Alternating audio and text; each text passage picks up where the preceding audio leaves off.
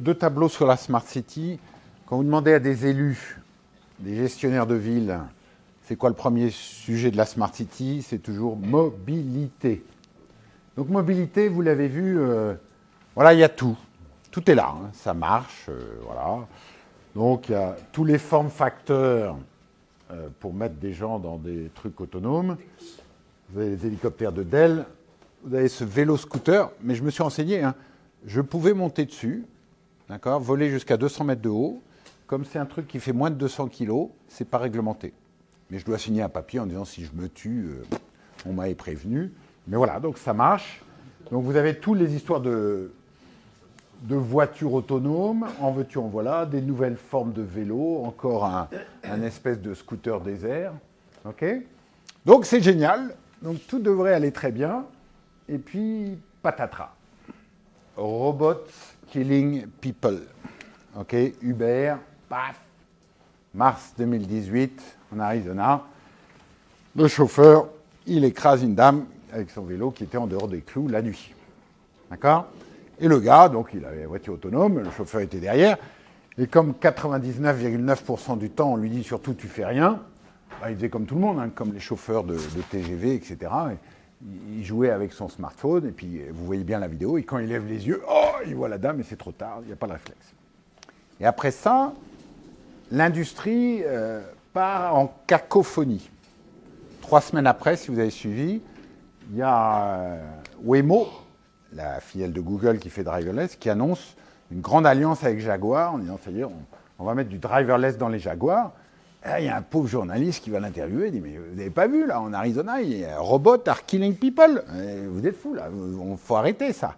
Et là Waymo il dit mais non, moi je vous l'avais bien dit, cette solution-là c'est complètement idiot, ça ne marchera jamais. Et là-dessus ils ont raison.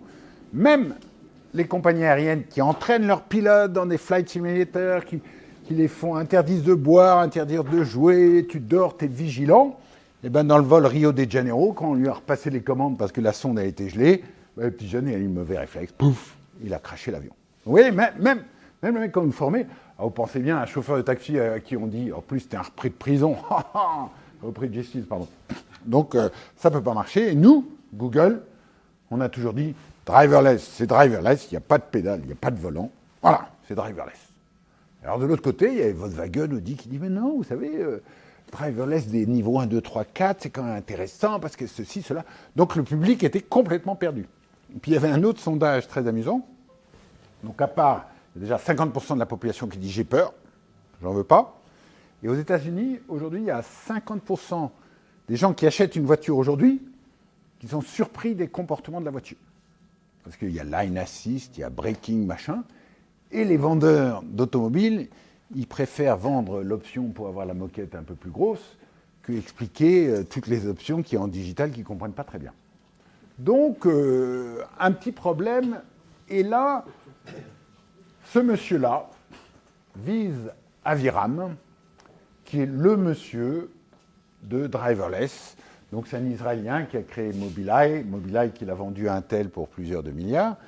Et je vous promets, il y avait un panel, donc il y avait tous les gens qui étaient là, il y avait Aurora, l'ancien de Google, il y avait le nouveau de Google, il y avait Volkswagen, et il y avait ce monsieur-là. Et gentiment, il disait, je ne veux pas accaparer la parole, mais... Et puis tous les gens le laissaient passer, on écoutait ce qu'il disait, il laissait parler. Donc, si aujourd'hui vous avez un petit peu d'assist dans votre voiture, que ce soit le petit clignotant sur votre rétroviseur s'il y a un vélo à côté, que ce soit pour repérer le piéton qui va traverser devant vous et actionner les freins si vous ne le faites pas, etc. C'est de la technologie Mobileye. Okay, donc ça fait 12 ans qu'il travaille là-dessus. Et le gars, il dit, on commence à travailler ensemble pour promouvoir le sujet. Et déjà, on s'est mis d'accord, et les autres, ils disaient d'accord, qu'il faut distinguer deux choses dans la voiture autonome de demain. C'est comme il y aura une cohabitation entre les voitures autonomes et les voitures normales, vous et moi, eh bien, les sensors, tous les capteurs, les lidars, les vidéos, les machins, ça va être la concurrence. Mon lidar est mieux que le tien, mon radar est mieux que le tien, très bien. Mais par contre, sur le mode de fonctionnement, on va le mettre en open source. Pourquoi ? Parce que, et là il est très très bon, il dit voilà, vous avez un code de la route, vous l'avez appris, etc. Et quand je donne ce code de la route à la voiture, elle me pose 220 questions. D'accord? Exemple numéro 1. Quand vous fusionnez avec du trafic, d'accord, et qu'il y a un petit panneau, vous n'avez pas la priorité. D'accord? Le code de la route, il dit, vous ne devez pas perturber le trafic. Donc, le bagnole, là, il faut vraiment qu'il n'y ait plus personne à 2h du matin, elle va y aller. Hein, c'est comme les débutants qui sont là, c'est, mais vas-y, vas-y. Donc, qu'est-ce qu'on a compris? Je te dis, vous pouvez perturber légèrement le trafic. Alors, l'ordinateur, il va dire, tu peux m'expliquer un peu mieux ce que ça veut dire légèrement? Voilà, donc 210 questions. Bon. Alors, pourquoi il faut ça? Parce qu'il explique, quand demain, on serait là au volant de voiture, et dire, ah, voilà une voiture autonome. Attention, c'est une Tesla. Tesla, c'est agressif. Bon, attention, non, c'est une Ford. Ah non, Ford, c'est un peu mou. Non, c'est pas possible. Donc, il faudra qu'on ait tous le même type de comportement pour que les hommes soient à l'aise avec la machine. C'est pas mal vu et tout le monde est d'accord. Donc, il commence à communiquer d'une seule voix. Et ensuite, il dit, driverless, on a été des affreux ingénieurs. Mais qu'est-ce qu'on a été cons. On vous a présenté une information technique. 1, 2, 3, 4, 5. Driverless 0, c'est la 2 chevaux de papa. Vous, vous êtes au moins driverless 1, parce que vous avez de l'ABS, de l'EPS, de machin. Puis hop, si vous avez un peu de line assist, ou moi j'avais une Picasso il y a 5-6 ans, dès que je passais la ligne jaune, ça me grattait la fesse, c'était bien, ça me réveillait un peu. Voilà. Niveau 3, niveau 4, et puis niveau 5, c'est complètement autonome. Il dit voilà, il y a 2 sujets, mesdames et messieurs. Là, on va changer de nom. C'est pas lui qui le dit, mais nous on le dit. Ça s'appelle des robotaxis. Robotaxi killing people. Robots. Et il n'y a personne dedans, il n'y a pas de pédale, il n'y a pas de frein. Okay, donc vous avez Waymo, ça GM aussi s'y met. Et ça, c'est assisté, quoi. Je t'assiste pas du tout, un petit peu plus, un petit peu plus, mais tu es quand même derrière le volant, quoi. OK? Et il dit, ça s'adresse à 2 énormes problèmes. Il y a 2 énormes problèmes. Le premier problème, c'est conduite assistée, je sauve des vies. Donc c'est ce que je vous disais tout à l'heure, hein. Avec le freinage d'urgence, 50% d'accidents en moins. Donc offrez-vous ça, quoi. C'est quand même le b.a.-ba. D'accord? Et on aurait tort de ralentir ça. C'est pas parce qu'il y a un taxi qui a tué une personne en mars 2019. Aux États-Unis, il y a combien de personnes qui meurent chaque jour? 100. Bon, et on parle que de cette personne-là. OK? Donc si on peut passer de 100 à 90, à 50, à 40, à 30, il faut y aller. Alors il dit, mais finalement, qu'est-ce qui est acceptable? Hein, on reprend le terme « robot killing people ». Ce qu'il dit, à la fin, il y aura toujours des robots killing people. Forcément, il y a toujours d'accidents. Alors j'ai compris, 10% mieux, c'est pas acceptable. 20% mieux, c'est pas acceptable. 30% mieux, pas. 2 fois mieux. Ah oui, c'est pas mal. 5 fois mieux. Ah ouais. 10 fois mieux, merde quoi, 10 fois mieux. T'as vu, on passe de 100 personnes tuées à 10 personnes tuées. Alors là, monsieur le maire, il dit, ouais, ça commence à être pas mal. Bon. Alors si tu poses une deuxième question, comment on va le prouver? D'accord? Donc soit je fais comme Google, 8 millions de miles driven, machin, puis on dit non, c'est 100 fois mieux, donc c'est exponentiel, c'est machin, quoi, je ne vous raconte pas. Bon, il dit non, il y a une méthode scientifique pour y arriver. Et donc il dit, le deuxième grand problème, c'est avec les robotaxis. Hein, vous avez compris qu'un robotaxi ou une ADAS niveau 5 driverless, ce n'est plus une voiture particulière. Hein, donc ça, c'est le truc qu'il faut vraiment se mettre dedans dans la tête, et ça, c'est dur. Hein. Quand vous dites ça aux gens de l'urbanisme ou aux gens de l'automobile, ils ont du mal à comprendre. Pourquoi? Et Tesla l'explique très bien, il dit parce que vous rentrez chez vous, dans votre driverless car, là, le lounge à la Mercedes, vous êtes zen, relax, vous avez bien conduit, vous claquez la porte, et puis là, vous êtes dans votre jardin, et 5 minutes après, vous voyez la voiture qui part. Et où tu vas, toi? Ouais, t'inquiète pas, je vais faire un petit peu d'Amazon, je vais faire les boîtes de nuit, et je vais te ramener du pognon. Tu verras, demain, tu auras du pognon sur ton compte. Mais demain matin, à 7h moins 10, je suis là, devant ta porte, complètement chargé, et je t'emmène au boulot. OK? Vous avez bien compris que cette voiture, elle ne vous appartient plus. Et puis demain, on vous dira, toi, le sale égoïste qui roule tout seul dans ta voiture qui a 4 places, on va te taxer à mort. D'accord? Puis finalement, tu dis, bon, c'est plus ma voiture, quoi. Puis il y en a qui... Donc on est arrivé à ce concept de dire, on est passé de temps perdu. Aujourd'hui, quand vous êtes venu ici, si vous êtes venu en voiture, vous dites, merde, ça met combien de temps sur Waze? 45 minutes, alors je vais perdre 45 minutes dans les embouteillages. à quality time. Je montre dans ma super lounge Mercedes, qui est comme un salon, et vous allez dire dans votre programme, dans votre voiture, non, je ne veux pas 35 minutes, je veux 60 minutes. Parce que je voudrais voir la dernière série sur Netflix que je n'ai pas eu le temps de voir hier soir. Je vais appeler mon fils à Singapour, etc. 60 minutes. Donc la voiture, elle ira tout doucement, puis 60 minutes plus tard, elle s'arrête devant la porte. Pouf, ah, voilà. J'ai changé de lieu. Quality time.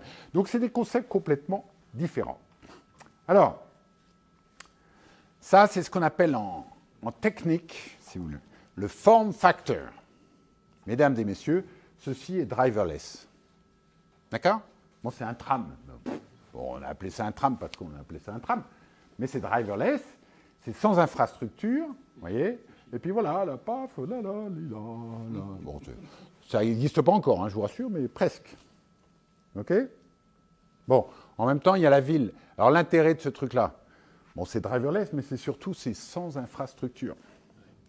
Donc, moi qui habite près d'Annecy, la communauté d'Annecy, on a fait cette présentation à Annecy l'autre jour, et il dit, il faut absolument que vous allez voir la communauté, parce qu'ils viennent de recevoir 300 millions. Vous savez, c'est le genre de projet qui dure 10 ans, puis on a amassé les 300 millions, et ils veulent construire un tram.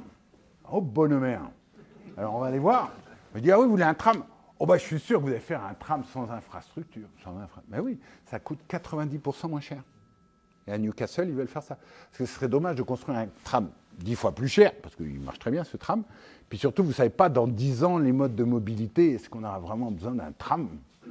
D'accord ? Bon, form factor numéro 1 et form factor numéro 2. Donc ça, c'est votre voiture 8 places. Vous voyez ? Donc je les connecte. OK ? Elles se couplent. Puis là, vous faites du cross-docking en roulant. Les passagers qui veulent aller directement à la Défense, mettez-vous dans la première voiture. Et dans la deuxième voiture, elle va s'arrêter porte-maillot.